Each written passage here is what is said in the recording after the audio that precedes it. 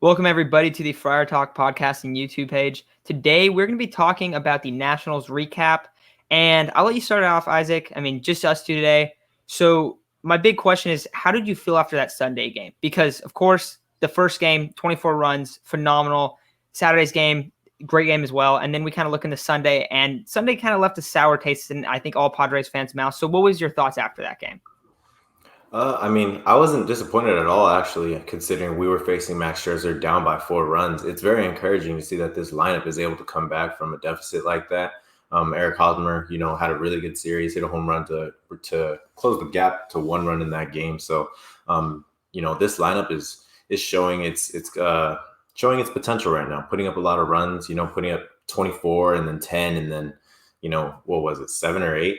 I believe it was 7. So this lineup showing up, showing out, 1 through 8, really showing the potential they got, really showing that they're one of the best lineups in baseball. But as far as the pitching goes, it's just frustrating outing after frustrating outing after frustrating outing. We have not had a quality outing since July 2nd from the guy we expect to have a quality outing from, Yu Darvish.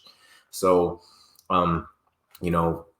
Blake Snell has been battling some stomach issues. He comes out, and I don't feel like he had a bad outing. I actually feel like he had a pretty decent outing, good outing. Chris Paddock had a decent outing, not anything special. I don't think anyone expects anything special from Chris Paddock anymore. And keep in mind, I'm a Paddock truther. I do not expect anything crazy from Chris Paddock anymore. And then Joe Musgrove goes out there, and it's unfortunate because I've brought up before, when Joe Musgrove is on, he's a really, really good pitcher, but when he's off, man, he gets rocked, and his slider's not working, his fastball is getting rocked. He's pounding the ball in the zone rather than around the zone, and they're able to tee off on Joe Musgrove, but hopefully he's able to turn that around soon. The Sunday game, like I said, whenever you lose off a walk-off, it's discouraging, but it's encouraging considering you're able to come back on Max Scherzer. So. And then lastly, I don't know how many Nationals fans or anything will see this, but hope everyone's okay after that shooting. I know it's tough to, probably be there. It's probably tough to want to go back to the game, but I hope everyone's okay, and I hope everyone's able to recover. Yeah, definitely really scary stuff on Saturday, and I do hope everyone is doing well. I know last time I saw 4 people were shot, everyone was alive. I don't know how well everyone is, but I really hope the best for all of those people that were injured, and all the people that were affected by it too, because that's some really scary stuff. Never want to see that at a baseball game, especially after the recent scare at the All-Star game where someone had a bunch of guns in their hotel room. So really scary stuff there. Wish the best for everyone out there moving forward, because that's really terrifying, honestly. Going back into baseball a little bit, pitching, I 100% agree with you, Isaac. I'm worried about it. We talk about, like, what's Chris Paddock's issue? Oh, well, he just gets into these spurts where he gets absolutely rocked. Now, we go into Friday. They start out the game, it's 3-0. And we see basically the same exact start that happened at my game when I went to the Paddock start. And Juan Soto hits a 3-run bomb, ties the game up. Paddock allows another run, gets out of a couple jams. Honestly, could have been so much worse. And 5 runs, 4 innings, that's not ideal. Like, that's not what you want out of any starting pitcher. Those are terrible numbers. But if that's a low end, that's okay. The problem is that hasn't been the low end. Like, that's been the best that we've seen him in a while. So that's where it's a little bit frustrating. He did have the great Phillies start, but if he can start, piecing together some where he doesn't allow that big home run, because that's what it's been, like 3-run shot. And then a lot of times it's just like hit after hit after hit in a 2-out situation. So I don't know. I think we're all kind of stocked down in Paddock, and I think the whole fan base is.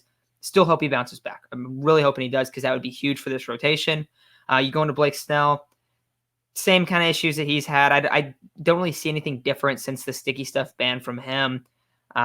It's just kind of like, all right, he's not hitting his spots. It's taking a long time. It seems like a half inning for Blake Snell is like double the time that it is for Darvish. Have you ever noticed that? Like, just like the time that they're on the mound, it's frustrating. It's really, really frustrating.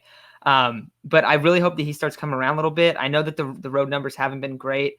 He didn't look really good on Saturday. Luckily, the Padres were able to hang on and end up coming back and win that game.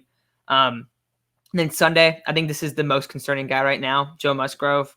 And if you guys have ever seen like the what is it, like the RPM of everyone's pitches, it's like the curve is like, oh, it's like this, and then it just completely drops off the table. Joe Musgrove is a guy that that's kind of how his game is built. So I am concerned about him. Now I will say, it's not like he's come out and looked really bad. Every start where he's where he struggled, it's been one inning where they score like 4 runs, 3 runs, 5 runs on him. And usually the rest of the innings are scoreless. It's really weird how that's been the case. Now, and if you look back to when he was, I guess you'd say like slumping earlier in the season, it was also really similar to that. So my hope is that it's not like he was really dependent on that sticky stuff, but that, hey, he's a guy that's going to bounce back, and that's, I think there's like a reason to believe that. If that's the case, I think they're in a pretty decent spot with him as their number 2. Let's see, what does he have? A 3 ERA, 3.14. He had like a 2.3 ERA earlier in the year. So it's got a lot higher the last like month, but he also had a slump like this early in the year. So I think there's reason to believe like, hey, not the worst thing in the world. In terms of the bats, you said it, Isaac, the whole lineup's hitting. Jurickson Profar's hitting. Eric Hosmer's hitting. Will Myers is hitting. All of these complimentary guys are doing really well. Shit, Jorge Mateo hit a home run. So things are going great for the lineup. I mean, I think this was the highest amount of runs scored in like a 3-game series that they've had in quite some time. But love the way the bats are clicking. Any guy that you kind of looking into like moving forward, like how is this guy going to look? It would probably have to be Jurickson Profar, just because he's kind of our depth piece, a guy that we rely on coming off the bench to come into a pinch hitter situation or to just fill in for Will Myers or Eric Hosmer or anyone in the outfield like we've been seeing, because he has been filling in. He just recently filled in for Will Myers in a game. Sometimes he plays first, sometimes he plays left. So he's kind of been a little bit of a utility guy. So it's going to be interesting to see how he starts coming off the bench, how he starts impacting us. He's been getting hot lately. He's been hitting his stride a little bit, getting base hits here and there. We just saw that bomb that he hit starting to show a little bit of power. Jurickson Profar is kind of my guy that I see down the stretch. I think he has to make kind of an impact because, we did sign him in the offseason thinking he's going to be one of our more reliable depth pieces. So that's probably going to be my guy because other than that, like Will Myers is hitting pretty well. And he will have an impact down the stretch. We do need him to keep hitting this well. Eric Hosmer as well. Ha-seong Kim is another name that you can bring up.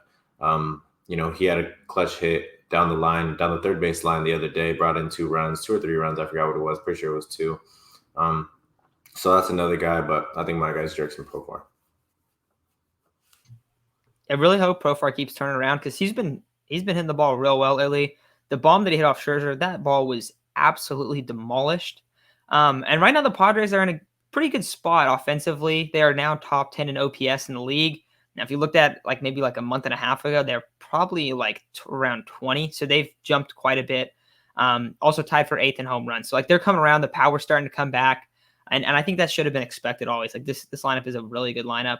Final thing I want to touch on is just Jace Tingler. I think we saw on one side of this, like early in the weekend and with all of the shooting stuff, you saw Jace Tingler kind of talk about, his guys and really praised Tatis, Manny, Will Myers, those guys for helping these fans basically go into the dugout and stuff. I think what has become pretty clear is that Jace Tingler is a really good leader for this team. And I don't think many people would argue against that. I know I read a couple articles about it also that Padres beat reporters had put out. Basically like, hey, this guy is a true leader. The guys follow him. The guys really like him. That side of Jace Tingler is fantastic. But Sunday, and I think this kind of got like forgotten about, Sunday's loss, in my opinion, should not have happened. And this is why I kind of said like, oh, it was a little bit of a sour taste. And we were just talking about it.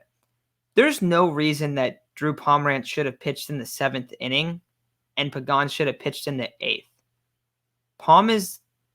When Pom was signed, AJ Preller basically said like, yeah, he is our guy that is going to be used in the most pivotal situations.